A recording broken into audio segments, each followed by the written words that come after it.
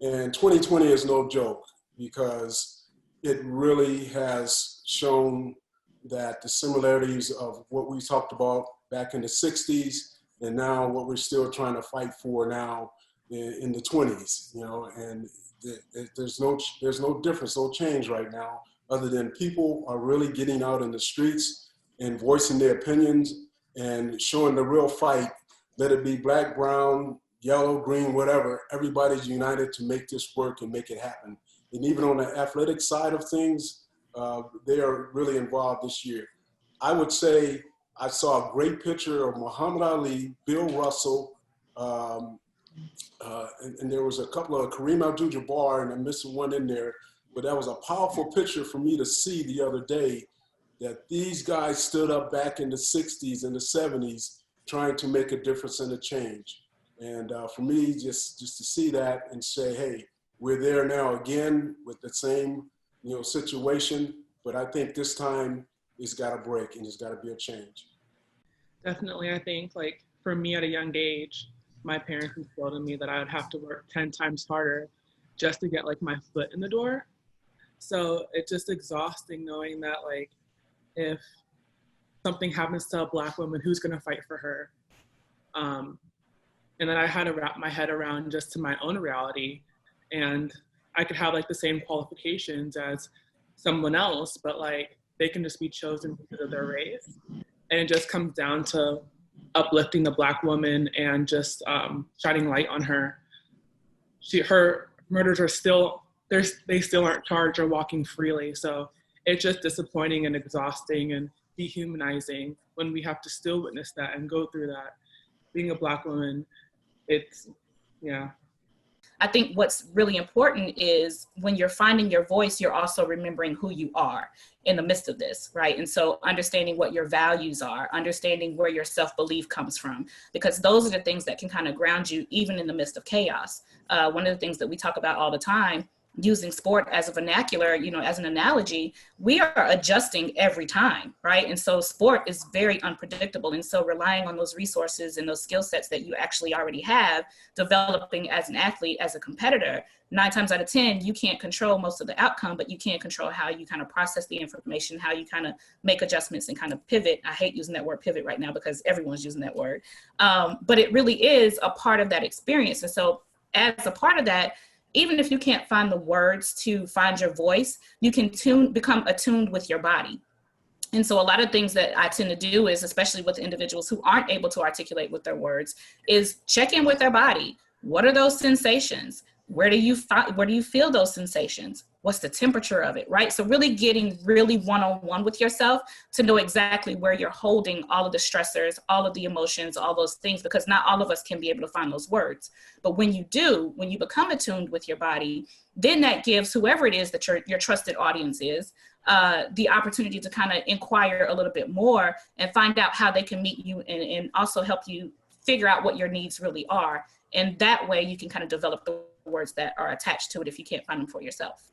People often show you their anger because they don't really trust you with their fear or with their hurt or with their pain or with their sadness. And so all of that wrapped up in the anger, wrapped up in the trauma, wrapped up in the anxiety, really, I think has done a number on people's ability to just kind of feel mentally and emotionally secure, because it's an ever-changing reality that we're in.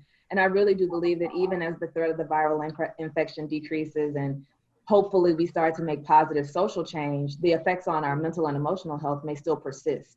So really thinking through how we take care of ourselves from an emotional standpoint becomes vital now so that we can have those habits in place as we continue to move forward into whatever this new next will be. But it certainly has been a very challenging time. Even if you've never experienced mental health symptoms before, this has taxed us and challenged us in ways that none of us could have expected, but all of us have to cope with.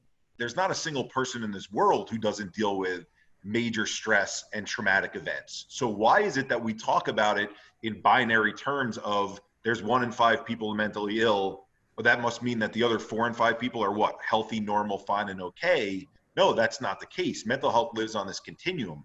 So to bring it back full circle now to your question is, I didn't know it. I had to learn it by going through it and doing it the wrong way. And then when I realized how life experiences impact us, I'm agreeing with everything that I'm hearing from the other panelists in terms of what we have lived through right now. I read these articles. Wall Street Journal says 1/3 of people now admit that their mental health has been impacted by COVID. Let's just take COVID alone by itself. Who are the other 2 and 3 people who are saying that their mental health hasn't been impacted by COVID, right? And that's just COVID alone, let alone all the social injustice stuff that we're going to talk about. So yeah, I mean, coming from the perspective of looking at life through the lens of challenges and through the lens of obstacles, and obstacles that sometimes impact us, but even if they don't directly impact us, we're seeing it through our loved ones and our family members. I don't know a person on this earth who's not fluctuating somewhere on that continuum right now that allows us, in a way, I think, like we've never had this opportunity before, to be able to connect and open up and share and have a conversation that makes it a lot more acceptable than it's been in the past. Honing in on the affirming environments, right? And so I think as coaches and as leaders, it's necessary, and it's also incumbent upon us to be able to be ready to listen.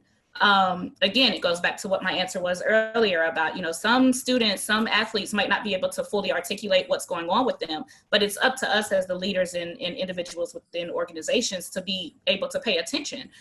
Yes, you still have your jobs to do in terms of the tasks that are assigned and the X's and the O's and things of that nature. But if this is not an environment that athletes are returning to where they are affirming their experiences, if they're not affirming their identity development, then it's all going to be in vain, especially with so much going on, especially, I love how Dr. Gunter just kind of eloquently, identified, like, we were in one pandemic and then there was like this intersection that happened. And now it's like, it was one thing to say, these are uncharted territories, but then now you have this historical presence as well, and that can't be ignored. Any leadership that expects for athletes to return to an environment and go about as business as usual probably is not tapped into what the realities are right now. And I'll just be very blunt in saying that.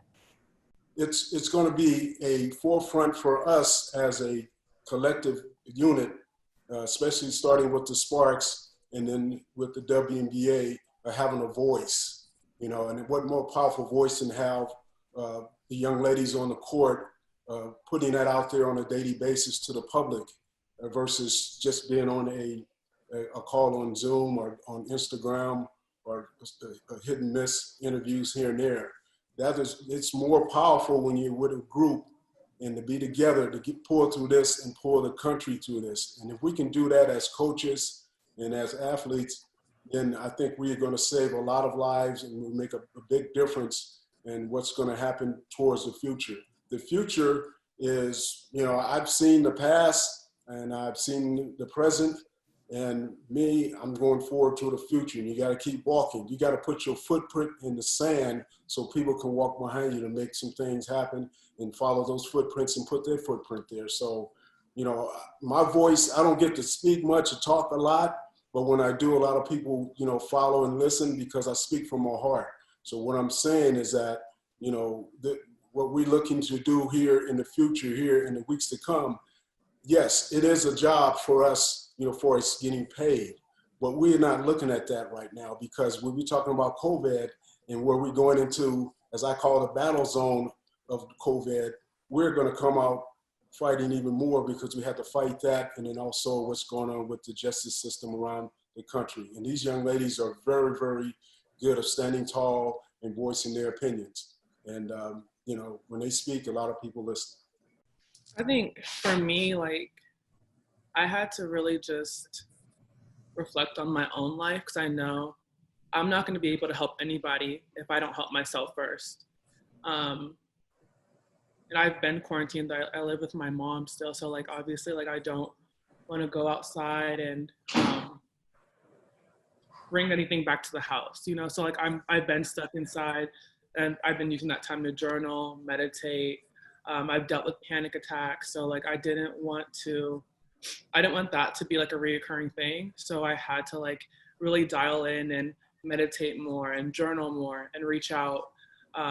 And in the past, I've been really embarrassed to reach out for help and ask for help. And I know being younger, I didn't even know what anxiety was. I was that just felt normal to me, just feeling intense emotions all the time and putting a lot of pressure on myself. But as I've gotten older, I've just been able to be more vulnerable and reach out to people and ask for help. And especially during this time, like, it's just really crazy for everyone and adjusting to a new team.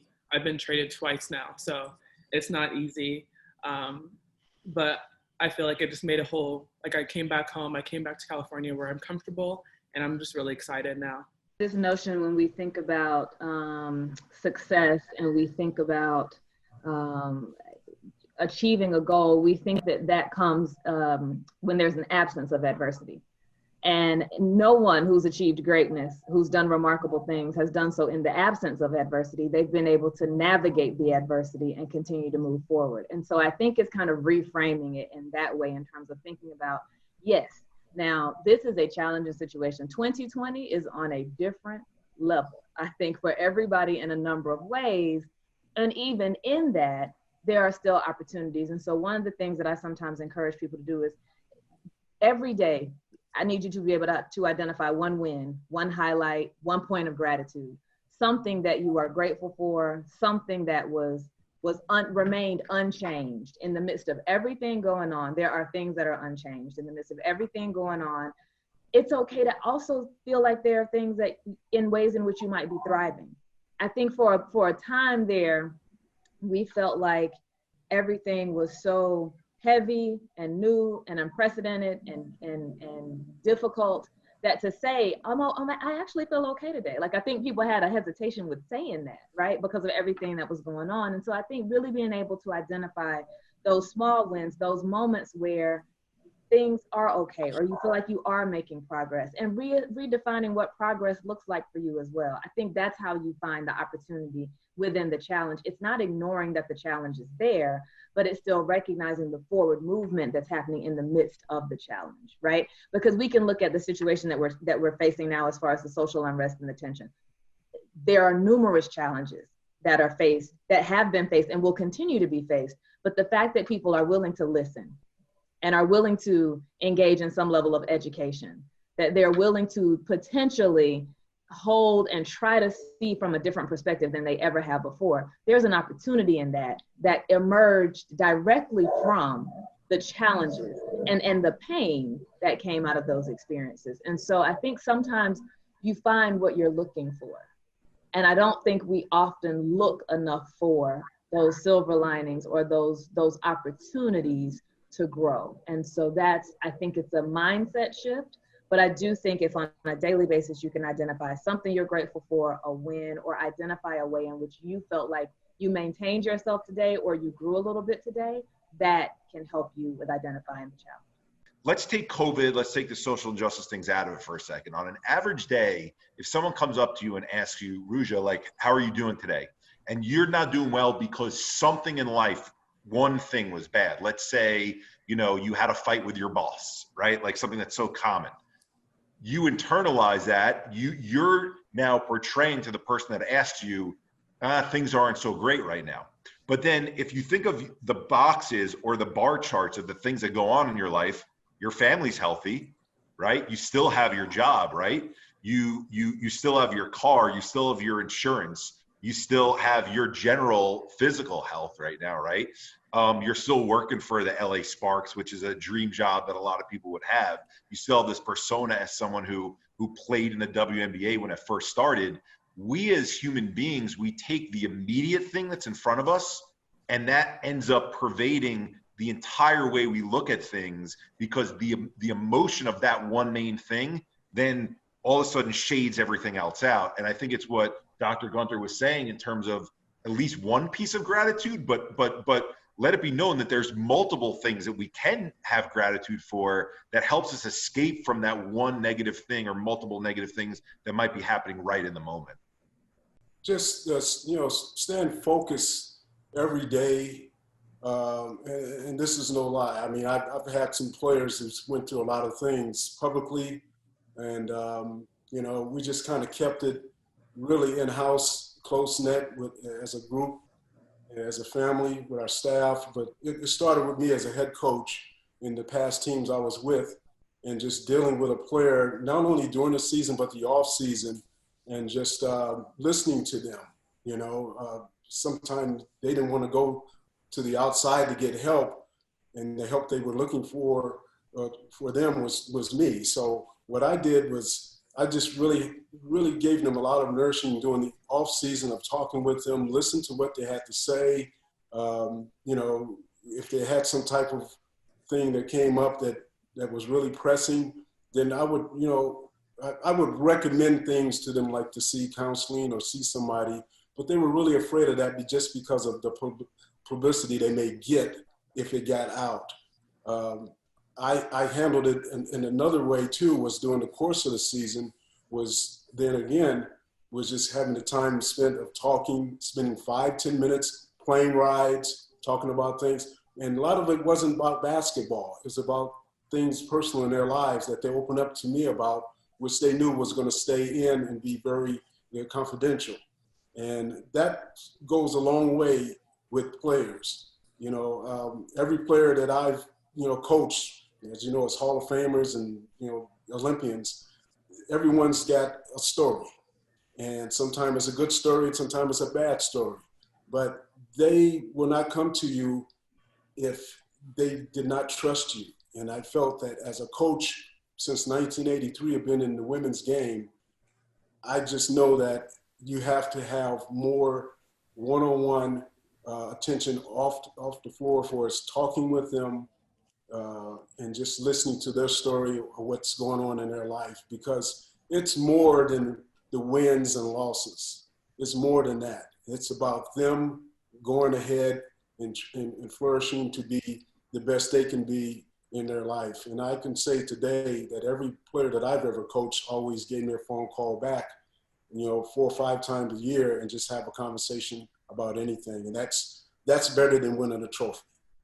Getting back to your question about engagement and cross interaction, it really helps to create a sense of stability in terms of a sense of community, regardless of what team you're eventually affiliated with throughout the trajectory of your sporting career. Because we know from a mental health perspective that there are 3 things that we're always looking for, specifically with our athlete population when it comes to mental health concerns. One of those is, you know, sense of belonging, having an idea of knowing that at the end of the day, I have a sense of community. The other thing is a sense of burdensomeness, right? At the professional level, at some point, sport competition now has implications for your well-being. It has implications for your ability to provide for yourself, right? And then the third thing that we always look at is, you know, the athlete's, you know, ability to condition themselves to increase pain tolerance. These are 3 things that they're constantly interacting and engaging. And so if those things are elevated or threatened in every sense of the way, then it gives us an opportunity to kind of look for those flags and being able to identify with the athlete even prior to them articulating that there might be some need to have help. And so one of the ways to kind of mitigate this sense of disconnect or the power dynamics that can be at play for the potential for being traded and things of that nature, again, it goes back to cross interacting with different athletes across different sports in different teams.